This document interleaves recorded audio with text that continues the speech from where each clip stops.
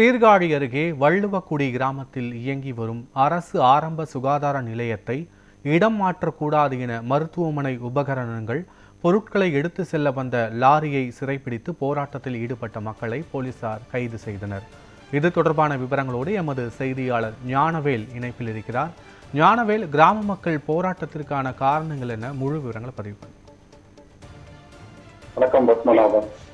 சீர்காழி அருகே வள்ளுவக்குடி கிராமத்தில் கடந்த 30 ஆண்டுகளாக இயங்கி வரும் அரசு ஆரம்ப சுகாதார நிலையத்தை இடம் மாற்றக்கூடாது என அப்பகுதி மக்கள் தொடர்ந்து போராட்டத்தில் ஈடுபட்டு வரும் நிலையில் நேற்று இரவு அப்பகுதியில் உள்ள சித்த மருத்துவ பிரிவில் உள்ள பழைய மருத்துவ உபகரண பொருட்களை ஏற்ற வந்த லாரியை மருத்துவமனை இடம் மாற்றம் செய்யப்படுவதாக மக்கள் முற்றுகையிட்டு அந்த லாரியை சிறைப்பிடித்து இரவு முதலே போராட்டத்தில் ஈடுபட்டு வந்தனர். இந்நிலையில் தற்போது இந்த போராட்டம் தீவிரம் அடைந்துள்ள நிலை, போராட்டத்தில் ஈடுபட்ட 200க்கும் மேற்பட்ட பெண்கள் உள்ளிட்ட கிராம மக்களை போலீசார் வலுக்கட்டாயமாக கைது செய்த சம்பவம் பரபரப்பாக இப்பகுதியில் நிலவி வருகிறது.